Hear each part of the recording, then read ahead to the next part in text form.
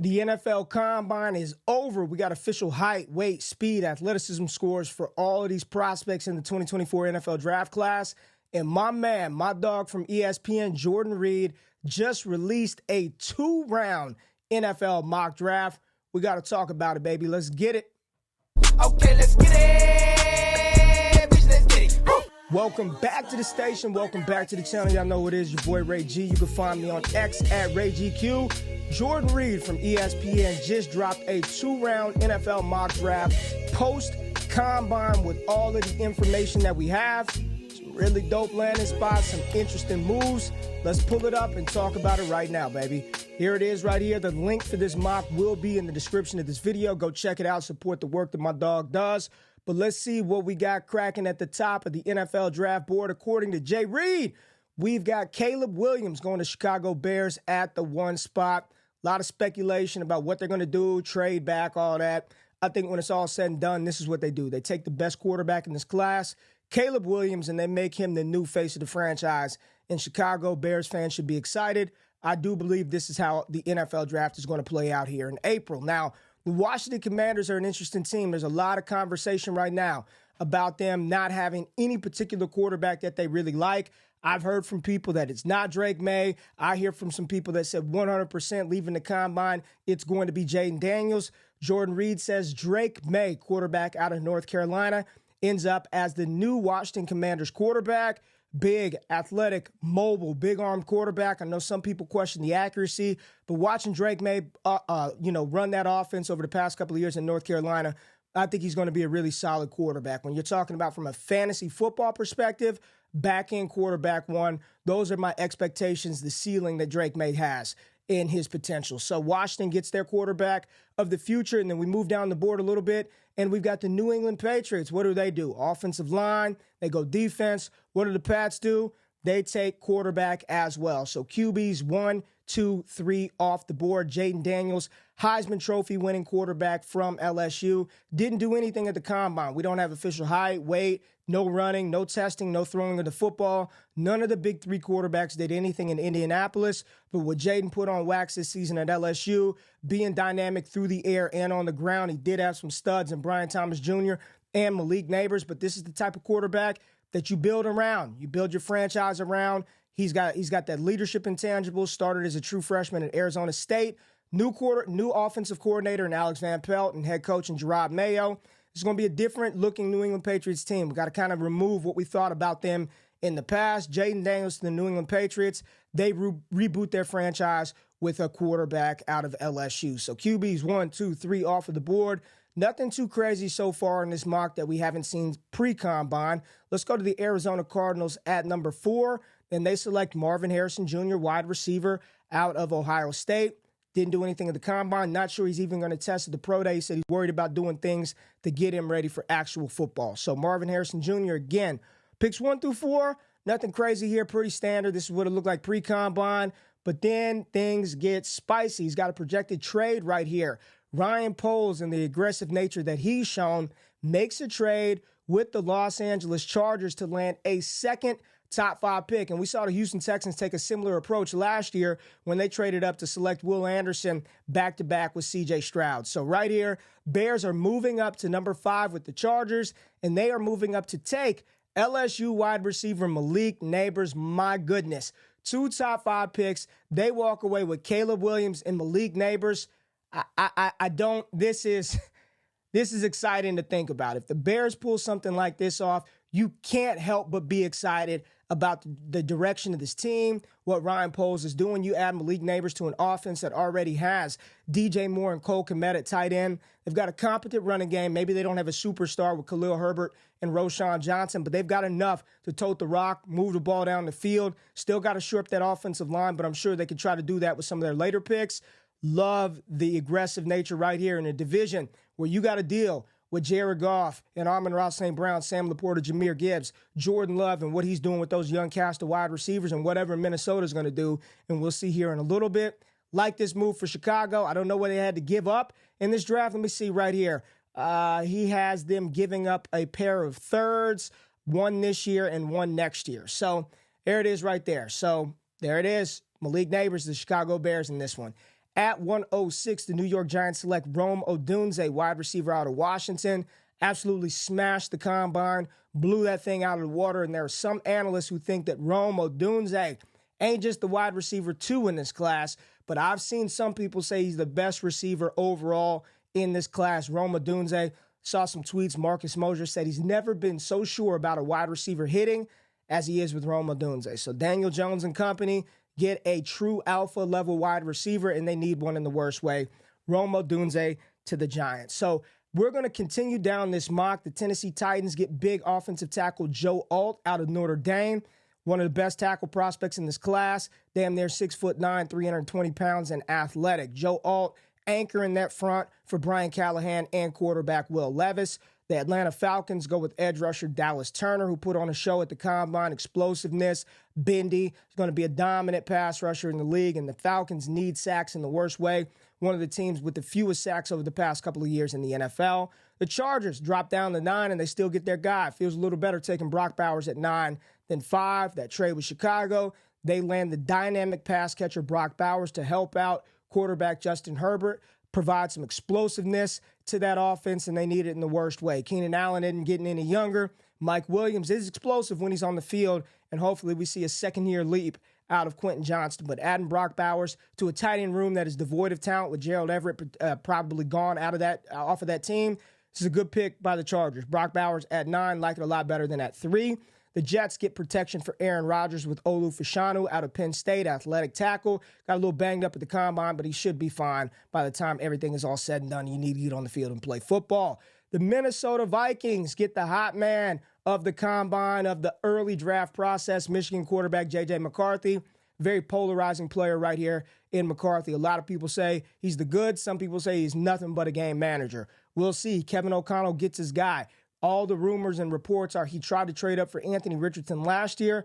This time the Vikings get to sit pat at 11 and still get their guy, J.J. McCarthy. I'm sure Minnesota Vikings fans would be very excited the fact that they got their guy and didn't have to give up any capital.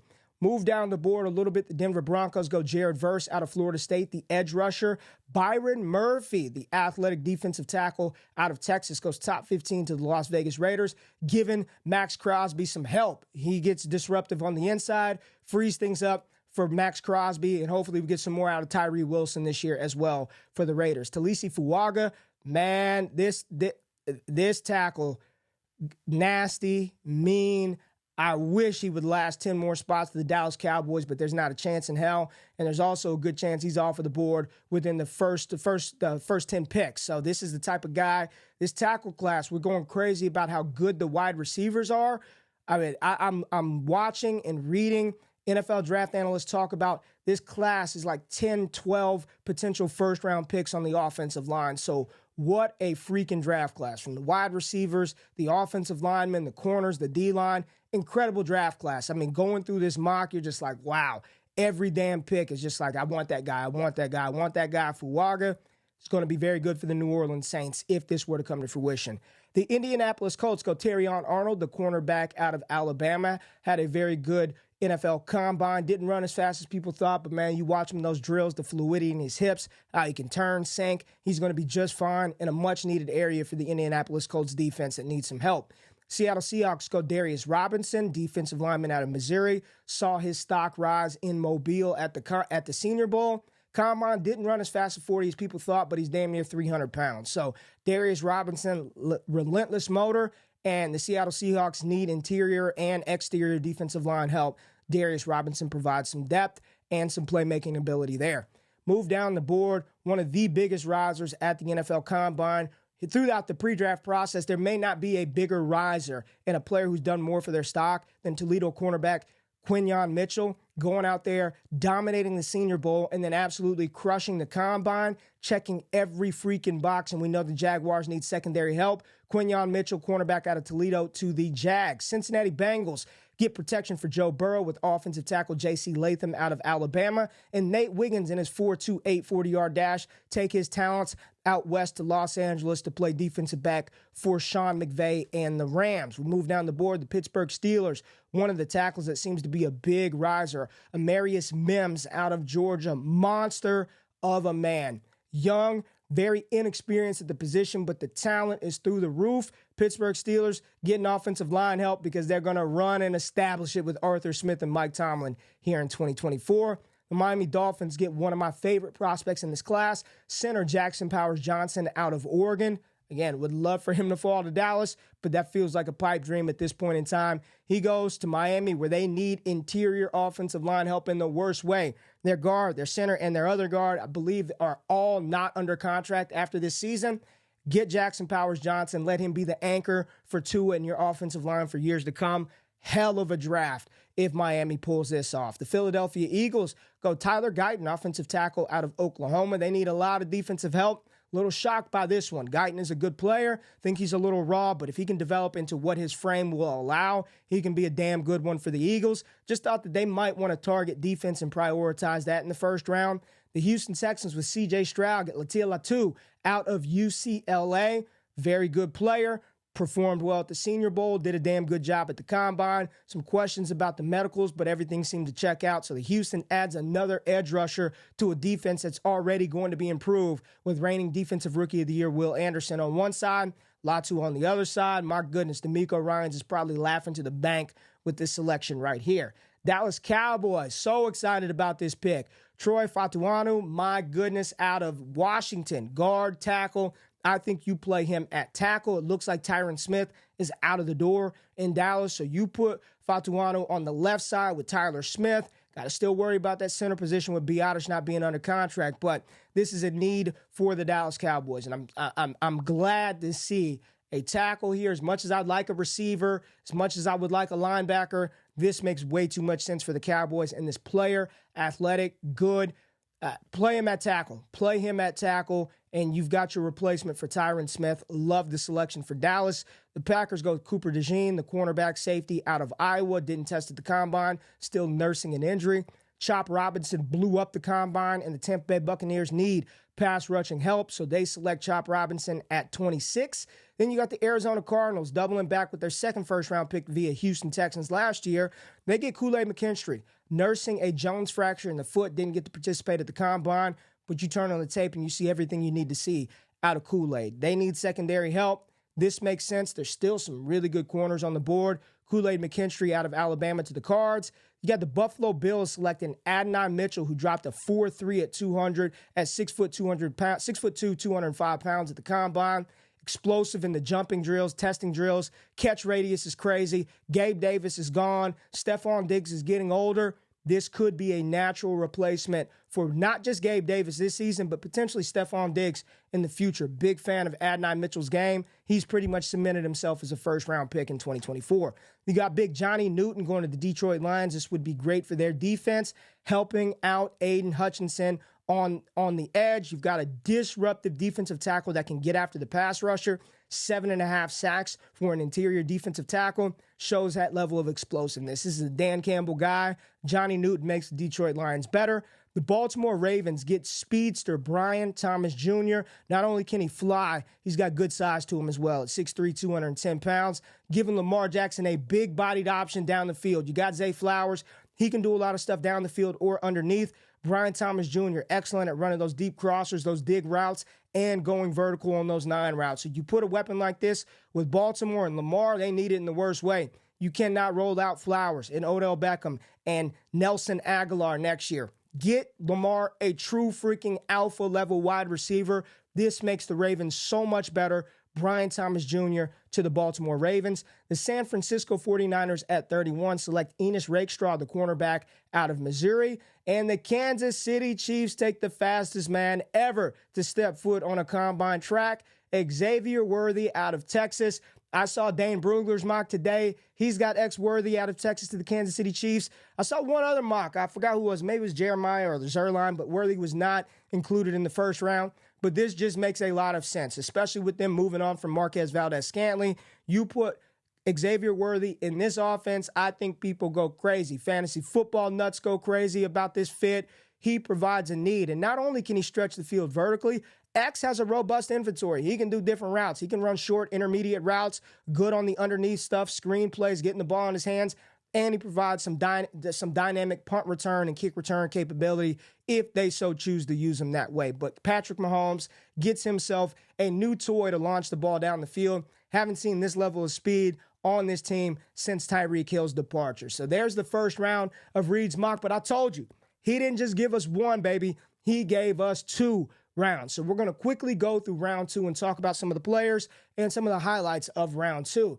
Here we go. The Carolina Panthers at the top of the second select Keon Coleman out of Florida State. Know a lot of people were disappointed in the 4.6, but I just want to ask you, what's more important, on-field game speed or testing out of a track stance? I think it's game speed. And Keon Coleman's game speed, I don't see 4.6 when he's playing. So Keon Coleman goes to the Carolina Panthers to help Bryce Young out, and they need it in the worst way. They need some explosiveness, and Keon Coleman can provide that. Look at his jumps, vertical jump, broad jump, all those things were great. So it's just a matter of technique and cleaning that up. Patriots get some help up front with Jordan Morgan out of Arizona. Kingsley Samutaya out of BYU, the big offensive tackle. Saw him in Mobile. He is a monster of a man. So the Cardinals providing protection for Kyler Murray. They selected Paris Johnson last year in the first round. So you're just continuing to add weapons and protectors around Kyler Murray. Good for the Arizona Cardinals. The Commanders, with their second-round pick, they opt for, we talked about it early, with Drake Maye, they got to protect him up front. Graham Barton out of Duke, another one of those interior offensive linemen who could potentially sneak into the first round. This would be a great selection by the Commanders here in the second round. You've got Kamar Lassiter, the cornerback out of Georgia, going to the Chargers. And Ladd McConkey, everybody's new favorite wide receiver, going to the Tennessee Titans at 38 to give Will Levis another receiving option out there alongside Treylon Burks and not much else. And I don't even know if Burks is going to be anything. Callahan's pumping him up. Ladd McConkey steps in there. I don't know about the spot. We'll see about the fit. And it's not even Ladd McConkey. It's not Callahan. It's Will Levis, the quarterback.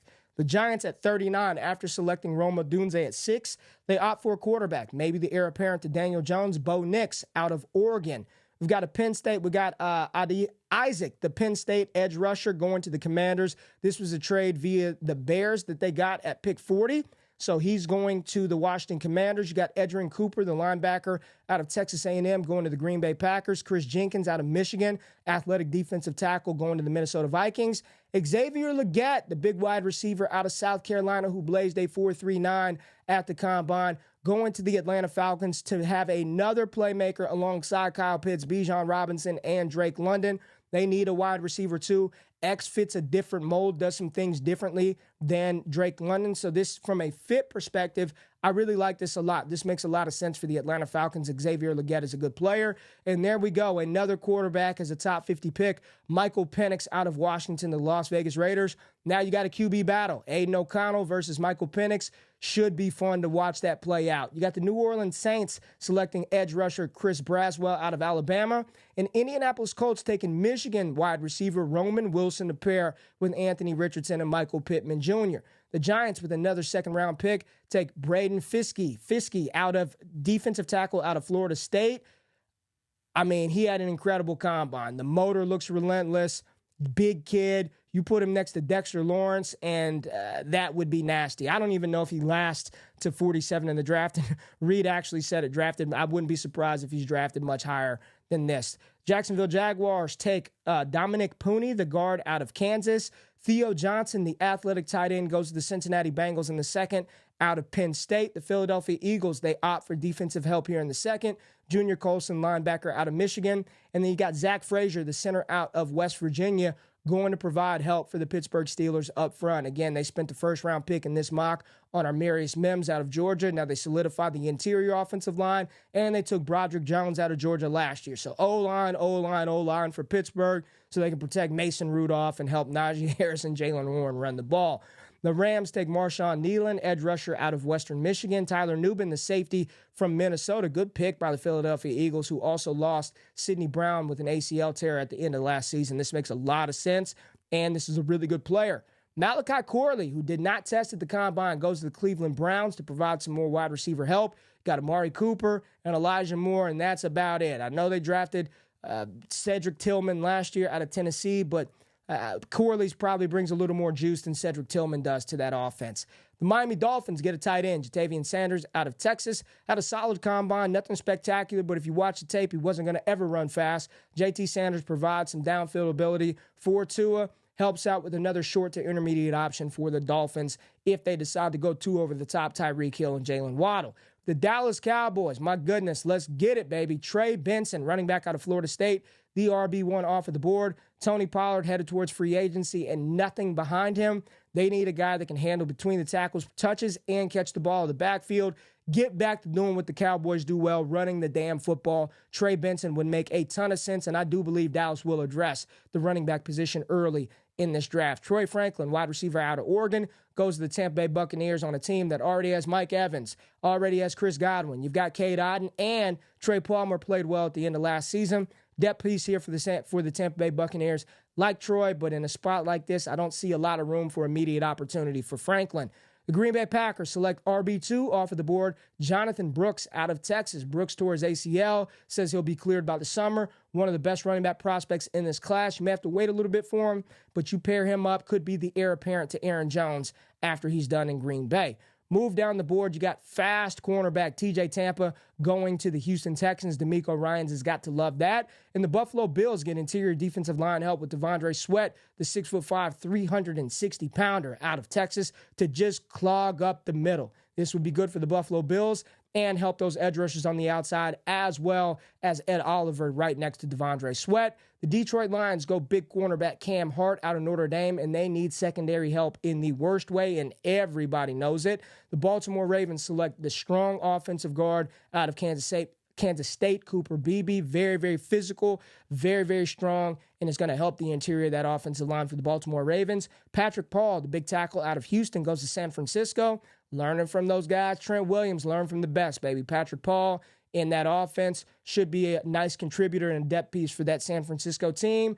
And the Kansas City Chiefs take Michael Hall Jr., defensive tackle out of Ohio State. They are going to get a deal done with Chris Jones, ain't no doubt about that. But you add more interior defensive line help. You've already added a wide receiver in X-Worthy. There it is, 2 rounds. Jordan Reid's latest mock draft that just dropped on ESPN.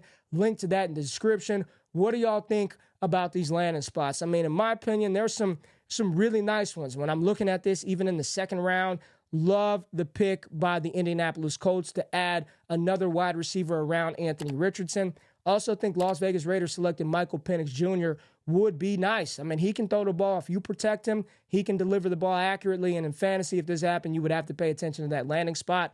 Xavier Legette to Atlanta is also a solid pick, as well as Graham Barton of the Washington Commanders, helping that offensive front with your young rookie quarterback. Really like Graham Barton, a player that I even think Dallas needs to be targeting and have on their radar as well. Keon Coleman of the Panthers providing another weapon for Bryce Young, and he needs as many as they can get. Going to the first round, of course, Xavier Worthy to Kansas City would be an interesting spot to see that play out. I think Johnny Newton in Detroit is such an underrated fit. It's a damn good player. Again, a guy that I think my Cowboys should target at 24. You scroll up the board a little bit. Jackson Powers Johnson to the Miami Dolphins, the center out of Oregon, just incredible fit. Quinyon Mitchell, cornerback out of Toledo to Jacksonville. Sign me up. And then, of course, the big studs at the top. The Chicago Bears walking away with Caleb Williams and freaking Malik Neighbors. What a draft haul if that comes to fruition. Appreciate y'all tapping into the station, tapping into the channel. If you enjoyed the video, you found it entertaining and or actionable, hit that thumbs up button, like the content for us, subscribe to the channel. Love y'all. We got a lot of content dropping on DD every single day. I'm out of this thing. Peace.